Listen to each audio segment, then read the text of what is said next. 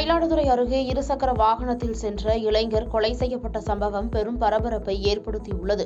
மயிலாடுதுறை மாவட்டம் கலைஞர் காலனி பகுதியைச் சேர்ந்தவர் அஜித்குமார் கடந்த 2022ஆம் ஆண்டு மயிலாடுதுறையில் நடைபெற்ற பாமக பிரமுகர் கண்ணன் படுகொலையில் தொடர்புடையவர் தற்போது ஜாமீனில் வெளியே வந்துள்ளார்.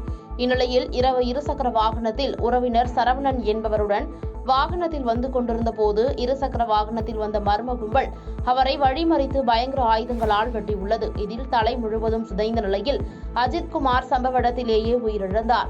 உடன் வந்த சரவணன் கையில் வெட்டு காயத்துடன் ரத்தம் சொட்ட சொட்ட தப்பியுள்ளார். இதையடுத்து அவரை மீட்டு அருகில் இருந்தவர்கள் மயிலாடுதுறை அரசு மருத்துவமனையில் அனுமதிக்கப்பட்டனர். பின்னர் மேல் சிகிச்சைக்காக தஞ்சாவூர் அனுப்பி வைக்கப்பட்டார். இதுகுறித்து தகவல் அறிந்து வந்த காவல்துறையினர் அஜித்குமாரின் உடலை கைப்பற்றி பிரேத பரிசோதனைக்காக அரசு மருத்துவமனைக்கு அனுப்பி வைத்தனர்.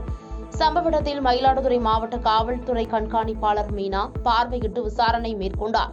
இந்நிலையில் கண்ணன் படுகொலைக்கு பழிக்கு பழியாக இந்த கொலை சம்பவம் நடைபெற்று இருக்கலாம் என்ற கோணத்தில் காவல்துறையினர் விசாரணை மேற்கொண்டுள்ளனர். படுகொலை காரணமாக மேலும் மோதல்கள் ஏற்படாமல் தடுக்க காவல்துறையினர் பாதுகாப்பு பலப்படுத்தப்பட்டுள்ளது. இந்நிலையில் அஜித்குமார் உறவினர்கள் மருத்துவமனை அருகே மயிலாடுதுறை கும்பகோணம் சாலையில் மறியல் போராட்டத்தில் ஈடுபட்டதால் பரபரப்பு ஏற்பட்டது. நாகையில் நடைபெற்ற வேட்பாளர் அறிமுக கூட்டத்தில் முன்னாள் அமைச்சர் OS மணியன் கடும் விமர்சனம் செய்துள்ளார். நாகை நாடாளுமன்ற அதிமுக வேட்பாளராக வேதாரண்யம் தலைஞாயிறு பகுதியைச் சேர்ந்த சுர்ஜித் சங்கர் போட்டியிடுகிறார். நாகை அறிமுக மாவட்ட கட்சி அலுவலகத்தில் வேட்பாளர் அறிமுக கூட்டம் நடைபெற்றது. முன்னாள் அமைச்சர் OS மணியன் தலைமையில் நடைபெற்ற கூட்டத்தில் நாகை, கீழ்வேலூர், வேதாரண்யம் சட்டமன்ற தொகுதியைச் சேர்ந்த அதிமுக நிர்வாகிகள் கலந்து கொண்டனர். வேட்பாளரை அறிமுகப்படுத்தி கூட்டத்தில் பேசிய முன்னாள் அமைச்சர் OS மணியன் திமுக ஆட்சியில் போதைப் பொருட்கள் அதிகளவில் புழங்கி வருவதாக குற்றம் சாட்டினார்.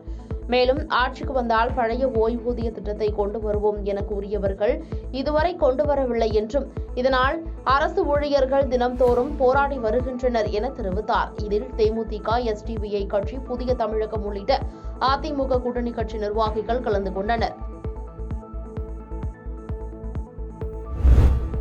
அவிநாசி அருகே பட்டப்பகலில் வீட்டின் பூட்டை உடைத்து 35 சவரன் தங்க நகைகள் கொள்ளை. திருப்பூர் மாவட்டம் அவிநாசி ஒன்றியம் பழங்கரை ஊராட்சிக்கு உட்பட்ட ஆயிகவுண்டன்பாளையத்தில் வசித்து வருபவர் கோவிந்தராஜ். இவரது மனைவி அமுதா, மகள் மனிஷா மற்றும் மகன் பூர்ண ஹரிஹரனுடன் வசித்து வருகிறார். இந்நிலையில் பூர்வீகமான ஈரோடு மாவட்டம் நம்பியூரில் உள்ள வீட்டிற்கு குடும்பத்தினர் அனைவரும் சென்றுவிட்டு மாலை வீடு திரும்பியுள்ளனர். அப்போது வீட்டின் பூட்டு உடைக்கப்பட்டிருப்பதை கண்டு அதிர்ச்சி அடைந்து உள்ளே சென்று பார்த்தபோது பீரோக்கள் உடைக்கப்பட்டு பொருட்கள் சிதறி கிடந்துள்ளது. இதையடுத்து கோவிந்தராஜ் அவிநாசி காவல்துறையினருக்கு கொடுத்த தகவலின் பேரில் போலீசார் சம்பவ இடத்திற்கு விரைந்து வந்து விசாரணை மேற்கொண்டனர். விசாரணையில் 35 சவரன் நகைகள் கொள்ளையடிக்கப்பட்டிருப்பது தெரியவந்தது. இதையடுத்து கைரேகை நிபுணர்கள் வரவழைக்கப்பட்டு கைரேகை மாதிரி சேகரிக்கப்பட்டது. மேலும் சம்பவம் குறித்த புகாரின் பேரில் அவிநாசி DSP தலைமையில் தனிப்படை அமைத்து விசாரணை மேற்கொண்டு வருகின்றனர்.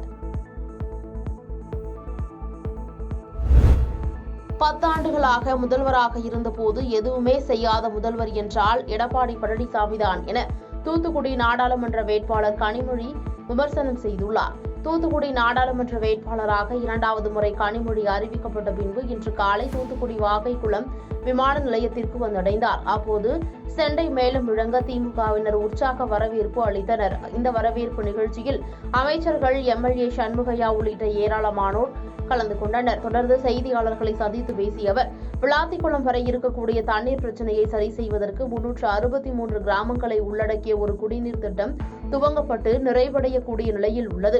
10 ஆண்டுகளாக முதல்வராக இருந்தபோது எதுவுமே செய்யாத முதல்வர் என்றால் எடப்பாடி பழனிசாமிதான் என விமர்சனம் செய்தார். நீட் தேர்வுக்கு ஆட்சி மாற்றம் வரும் என்ற ஒரு எதிர்பார்ப்பு இருந்தது. ஆனால் இன்று கூட கோர்ட்டில் திராவிட முன்னேற்ற கழகம் நீட் தேர்வை எதிர்த்து வழக்காடி கொண்டுதான் இருக்கக்கூடிய சூழலை நாம் அறிவோம். நிச்சயமாக ஆட்சி மாற்றம் ஒன்றியத்தில் உருவாக்கும் பொழுது நீட் தமிழ்நாட்டிலிருந்து நீட் விலக்கப்படும் என்பதை நான் உறுதியாக தெரிவிக்கிறேன். ஆனால் ஒன்று எங்களை யார் வேணாலும் கேள்வி கேட்கலாம். 10 வருஷமாக ஆட்சியில் இருந்த பொழுது மக்களுக்கு எதையுமே செய்யாத ஒரு முதலமைச்சராக இருந்த எடப்பாடி பழனிசாமி அவர்கள் கேள்வி கேட்பதுதான் வருத்தமாக இருக்கிறது. பாதகம் செய்பவரை கண்டால் நாம் பயங்கொள்ளலாகாது பாப்பா. மோதி மிதித்து விடு பாப்பா, அவர் முகத்தில் உமிழ்ந்து விடு பாப்பா. அண்மை செய்திகளை உடனுக்குடன் தெரிந்து கொள்ள இணைந்திருங்கள் இயம்நாடு தொலைக்காட்சியுடன்.